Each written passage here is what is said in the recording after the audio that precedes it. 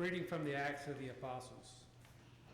They devoted themselves to the teachings of the apostles and to the communal life, to the breaking of bread and to the prayers. All came upon everyone, and many wonders and signs were done through the apostles.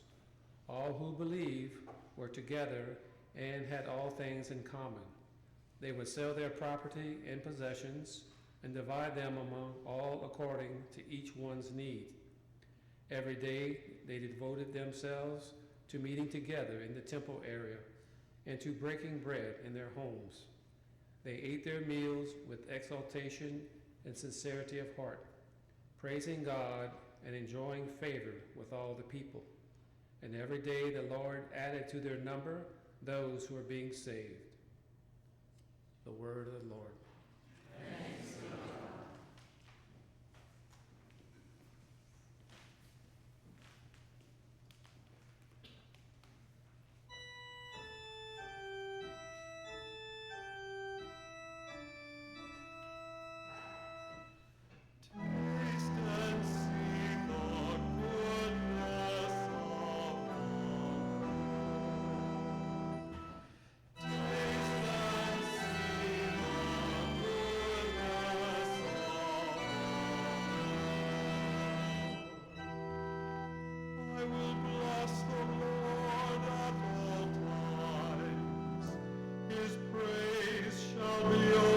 In my mouth, let my soul glory in the Lord. The lowly will hear me and be glad. Taste and see the goodness of the Lord. Glorify the Lord with me. Let us together acclaim his name. I called the Lord and he answered me and delivered me from all my fears. Taste and see the goodness of the Lord. Look to him that you might be radiant with joy, and your faces may not blush with shame. When the poor one called out, the Lord heard, and from all his distress he saved him. Taste and see the goodness of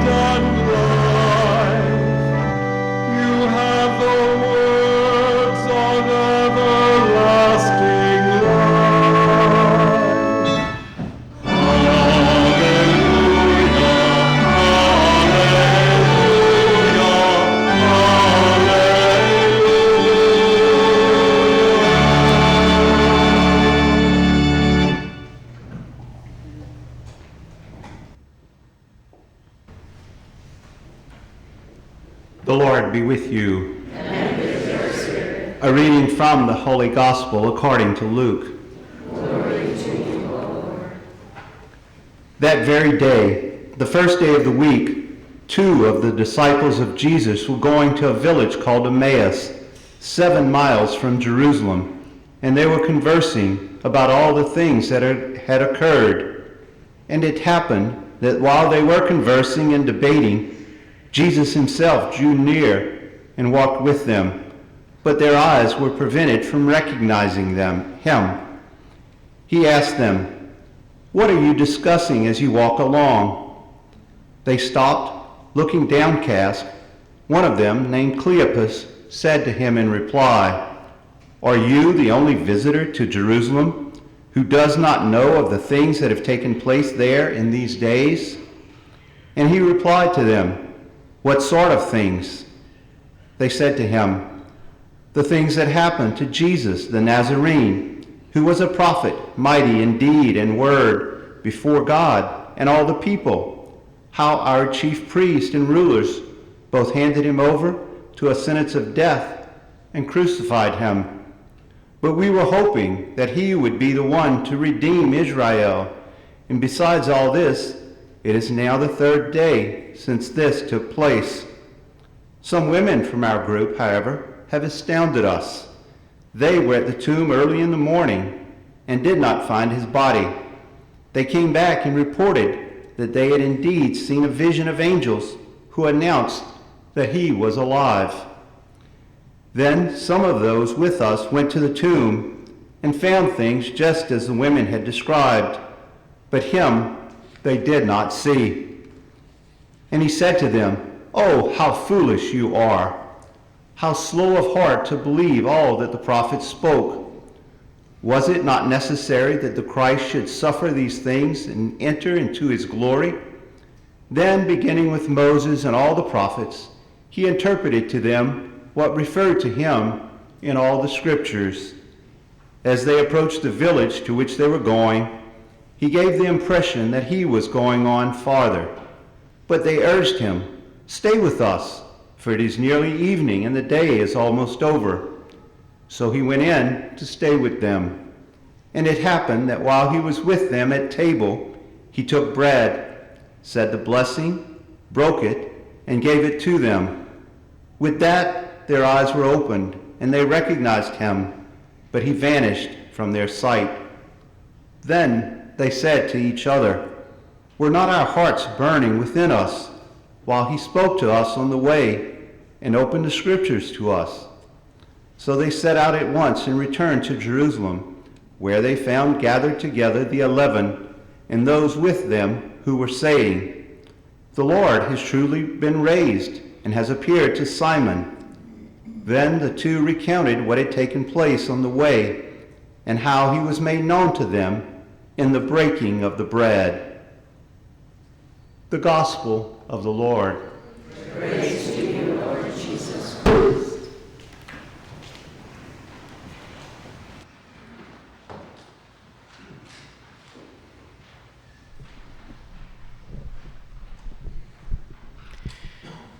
Dear brothers and sisters, good evening. Let me begin with a confession of my own silliness just for a second.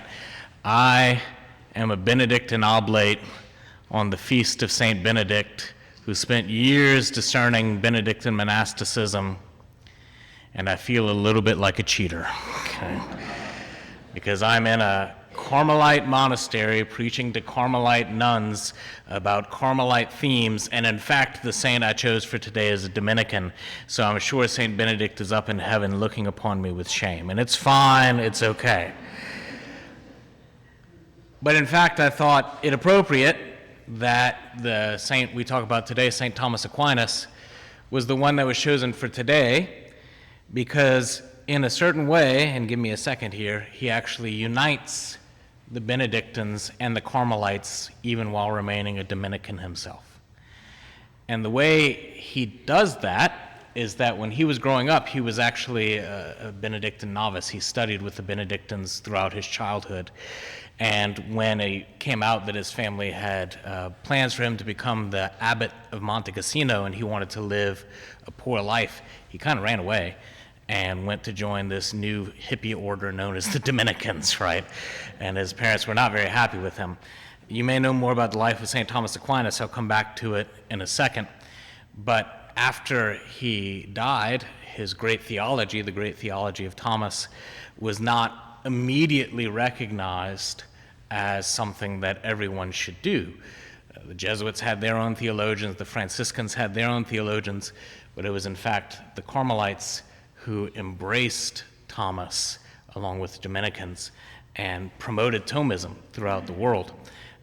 People like Philip of the Most Blessed Trinity and the Samontacensis, and you may be aware that Teresa of Avila herself had as her spiritual director Domingo Bañez, who is one of the greatest Thomistic theologians who's ever lived. And when I studied with the Dominicans to get my licentiate, there was a joke there that either God followed the theology of St. Thomas Aquinas or some of Teresa of Avila's visions had been interpreted by Bañez in a more Thomistic way. And the professor said, so they were interpreted by Bañez, and God follows the theology of Thomas Aquinas. Just so we're all clear, okay, on all of that. All right, so tonight we're going to talk about Thomas, who imbibed that Benedictine spirit of moderation and balance and passed on the greatness of his intellect. And so many people know him as an incredible theologian, as the foundational theologian of the Catholic tradition, and I don't think a lot of people know why he's a saint and what it was about his life that showed forth not just his genius, but his holiness. And one of the major things that shows forth Thomas's holiness is his devotion to the Eucharist. Every day, he would celebrate his own Mass and attend a second Mass in the congregation. Every day. This from a man who was publishing 17 single-space pages per day at the end of his life. He made time for 2 Masses every day. This was the man who was invited by the Pope to write the liturgy for Corpus Christi, the Feast of the Most Precious Body and Blood of Christ. Those prayers that he wrote, we still have, and they're the prayers that we use to celebrate Corpus Christi to this day. If you've heard of songs like Adoro te devote, Pangem Lingua, Tantum Ergo, these were all written by him. He had this profound and deep love for Jesus in the Eucharist. And there's one story about his life that's just phenomenal. And if you don't know it, I think you'll appreciate it. Toward the end of his life, as he wrote in his Summa about the Eucharist, and he wrote at great length about the Eucharist, he wanted to make sure that what he had written was appropriate.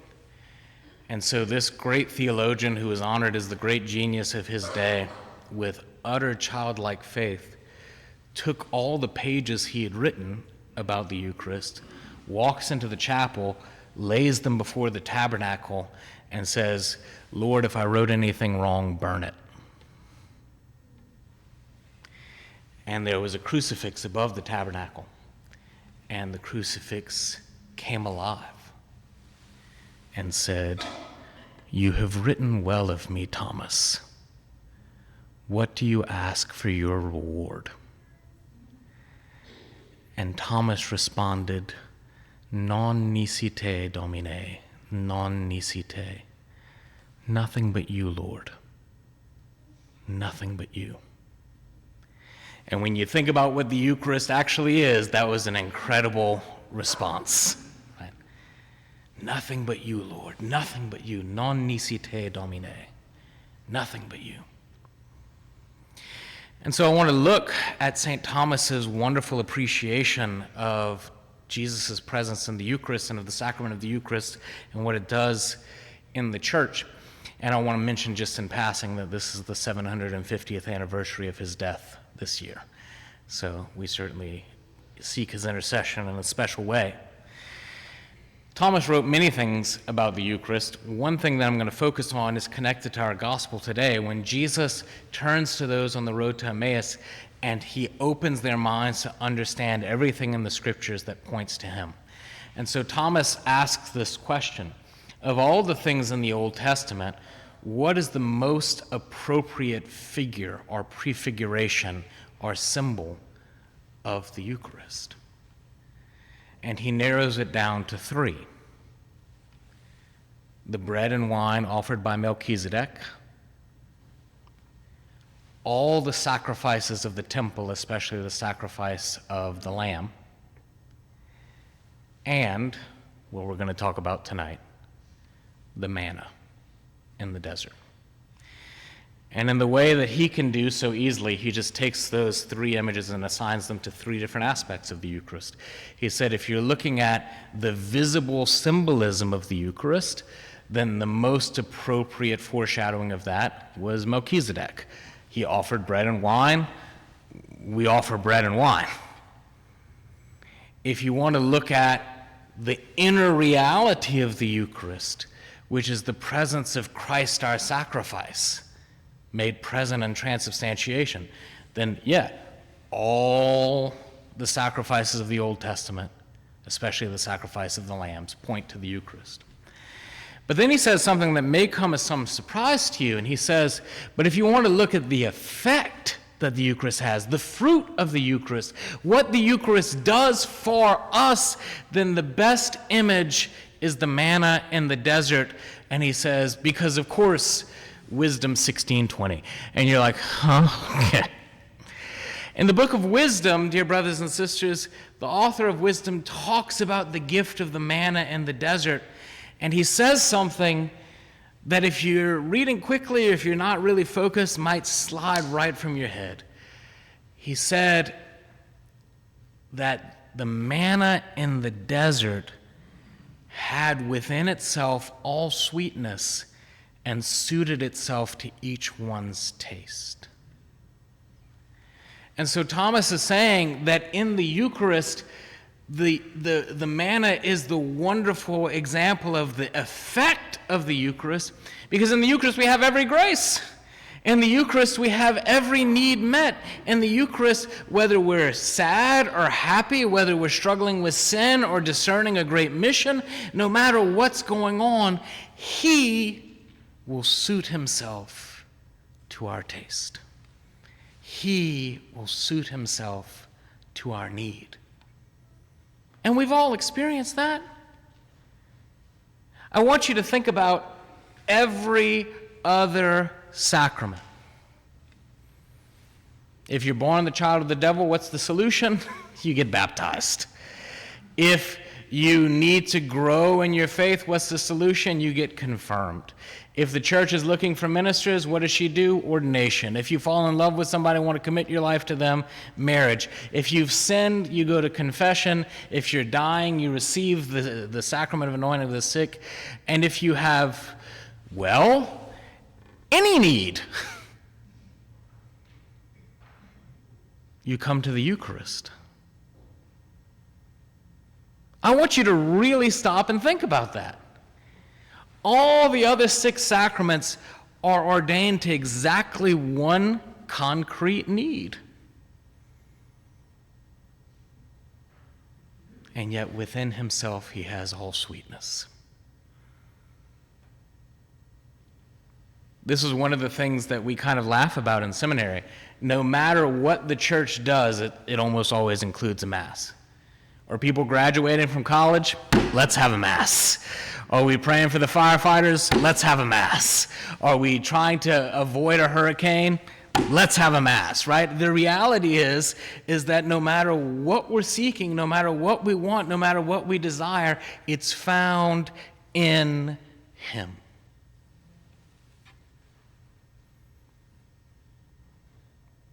And we say that every time we do exposition, right? Or benediction. You have given them bread from heaven, having within itself all sweetness. Now, the interesting thing, dear brothers and sisters, and there's a reason why the Book of Wisdom just jots that little note in passing and we may miss it, is you may or may not recall that the Israelites themselves in the desert got sick of manna.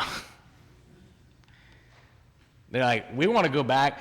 See, I'm convinced they were vegans. We want to go back to the melons and the leeks and everything in Egypt. I just want you to know, in case you're in any doubt, I have never been tempted to sin for a leek. Okay, I just want to be clear with that. Okay, if they were serving cheeseburgers in Egypt, I might have trouble, but never for a leek. Okay. But the reality is, even though the manna suited itself to each one's taste, they said, we're tired of this wretched food. That's a direct quote. We're tired of this wretched food. And God punished them. And to be fair, I get it. I know I have everything in him. You know you have everything in him. And yet, how often do we go like camels snuffling in the air to go chase after other things? Lord, you give me everything. But I'd like to check out Netflix just in case, right? Lord, you give me everything. But I'd like to go chase after this or that or the other thing. Because if I'm being honest, there's a part of me that's tired of this wretched food. I'm so addicted to having things my way that I abandon the one who's willing to give me everything I ask.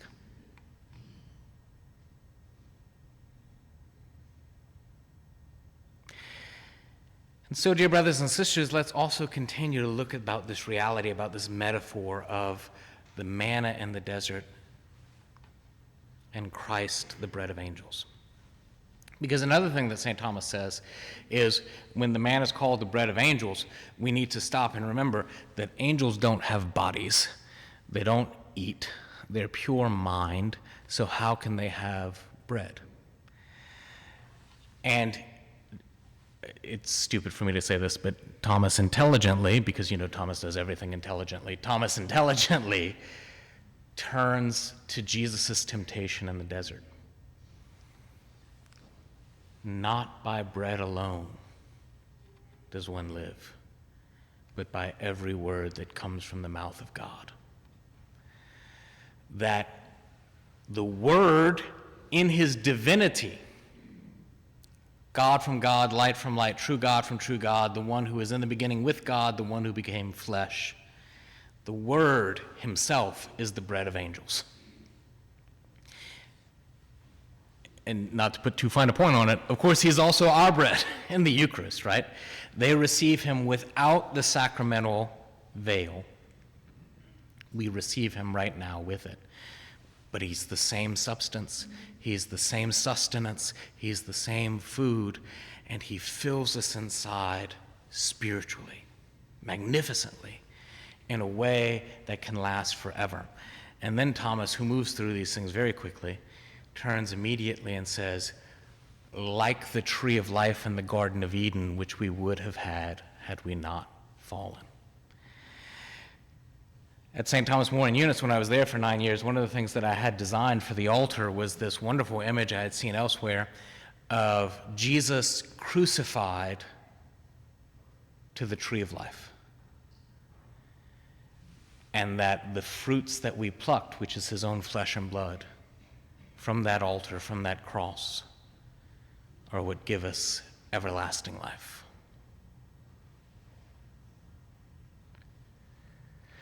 Thomas is not done. The Eucharist comes to us now under a veil, even though it'll be the same food when we see him face to face in heaven, because like the Israelites in the desert, we're on a journey.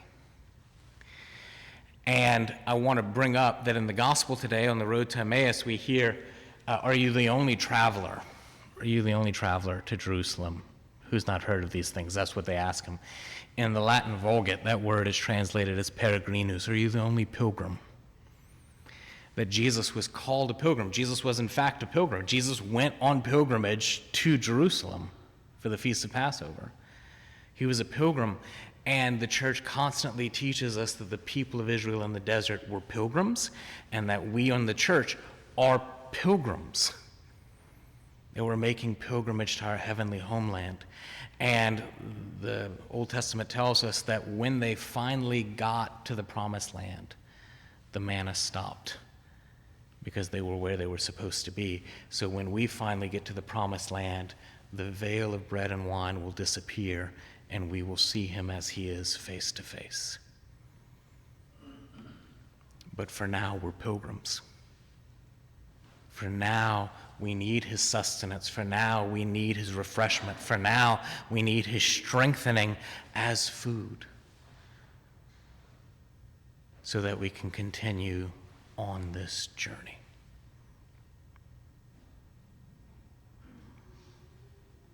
One more thing for Thomas before I jump to the Blessed Virgin Mary. He also says, as we heard in the first reading, that the Eucharist, despite being tempered to each one's individual needs, unites us as one.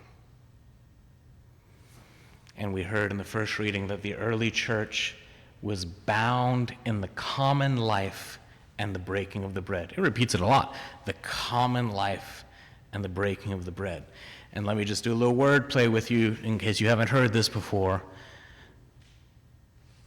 Communion and community are connected. Okay. This common life that he unites us with one another. And so now let me say a little something about St. Benedict before he gets too mad at me. The great thing about St. Benedict that he gave to the church that I think Thomas learned from him is an almost mystical realization of the common way. He took everything that was beautiful in the early fathers of the church and reduced them down to a single way of life that anybody could lead. And the church has said this.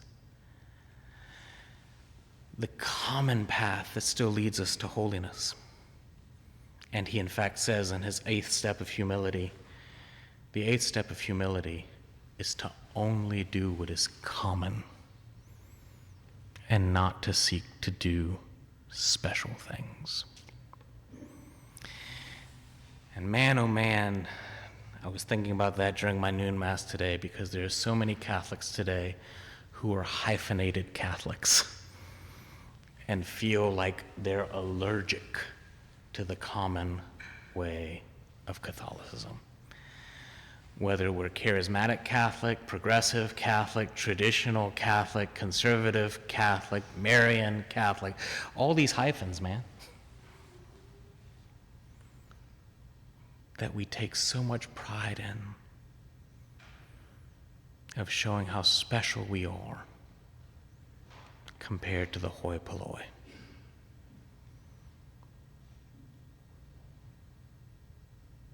And how different the way that the bread of angels lays out for us. To walk not by what is unique and individual, but to walk by what is common. And so I'd like to conclude with an examination of Mary in exactly that. When I taught at Vermilion Catholic, this was a few years ago, okay, Kennedy was still in office. No, I'm kidding. When I taught at Vermilion Catholic, okay, one of my students asked a very, it's a perfectly valid question, even though she got mocked for it. Who are all these ladies? Like, I don't see any ladies. She's like, no. Like, Our Lady of Lourdes, Our Lady of Guadalupe, Our Lady of Fatima. Who are all these ladies? It's Mary. But guys, think about that for just a second. How Mary lives a Eucharistic life in exactly that way.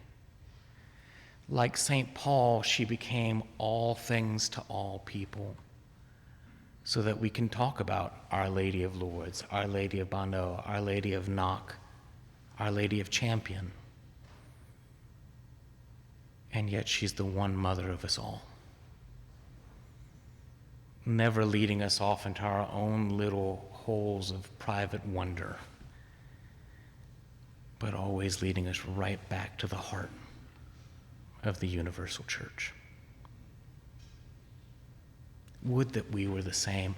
Would that we imitated him. Would that we imitated her in being able to meet everyone where they are, respect everyone's different spiritualities, rejoice in the incredible abundance that he who suits himself to each one's needs and tastes gives, and yet constantly insist that this does not divide us, but unites us. That it brings us together as one.